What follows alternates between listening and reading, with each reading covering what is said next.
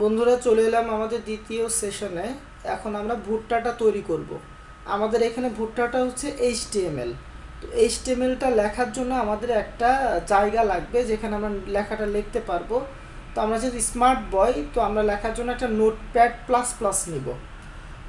Notepad plus প্লাসের জন্য আমরা গুগলে টাইপ করব এনও লেখে নোটপ্যাড প্লাস প্লাস ডাউনলোড চলে আসে এবং এখান থেকে আমরা নোটপ্যাড প্লাস প্লাসটা ডাউনলোড করে নিব।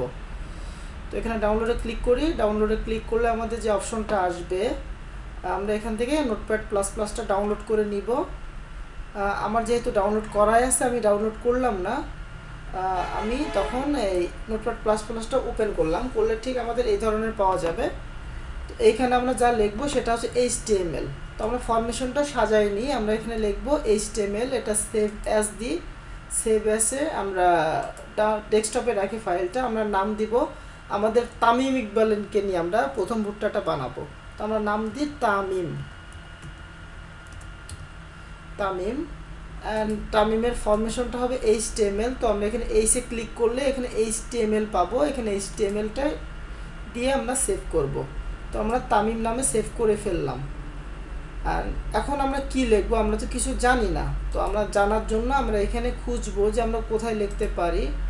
তো আমরা গুগলে যদি যাই, আমরা লিখব W3 স্কুলস। W3 স্কুলস আমাদের চলে আসছে। W3 স্কুলসে আমরা ক্লিক করি।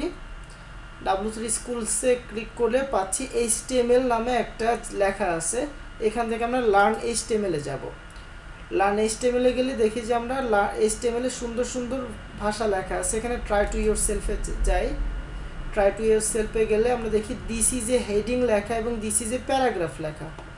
তো তার মানে আমরা কিছুই জানি না আমরা কিভাবে কি লিখব। তো আমরা এইখানে দেখি দিস ইজ এ হেডিং কোথায় লেখা, আমাদের এইখানে লেখা রয়েছে দিস ইজ এ হেডিং।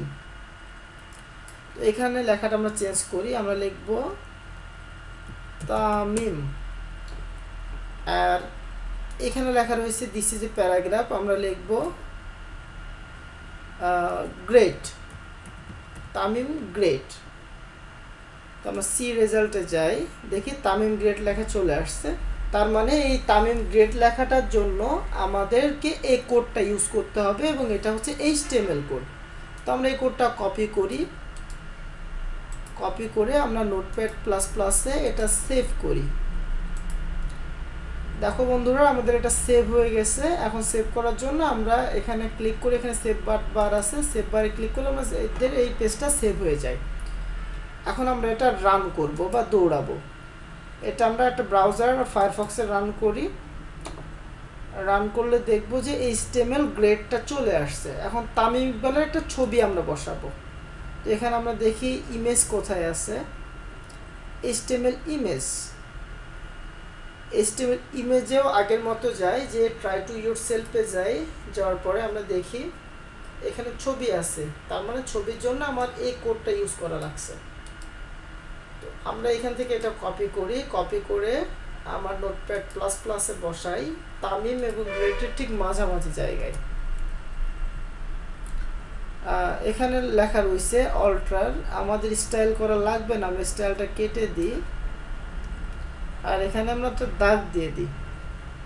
দেখো বন্ধুরা, এখানে লেখা রয়েছে পিক মাউন্টেন .jpg।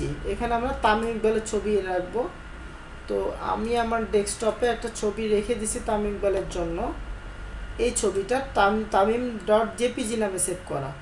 তো এই লোকেশন থেকে আমি আমার ছবিটা দেখাবো।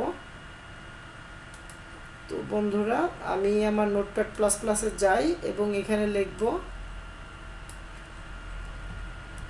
তামিম অ্যান্ড ফরম্যাটটা জেপিজিটা ঠিক থাকবে। সেভ করি। সেভ করার পরে আমি এটা রান করি ফায়ারফক্সে। দেখি হ্যাঁ, আমাদের তামিম ছবিটা চলে আসছে। বন্ধুরা, আমাদের ভুট্টাটা বানানো শেষ। আমরা এই ভুট্টাটা এখন মোবাইল অ্যাপ্লিকেশন আকারে তৈরি করব। আমাদের ভুট্টাটা খুব একটা ভালো হয় নাই। তৃপ্তির জন্য তামিম ইকবালের ছবিটা দেখব এবং আমাদের এই প্রথম টেস্টের কথাটা মনে করব যে আমরা প্রথম টেস্টে কি করেছি। ধন্যবাদ বন্ধুরা।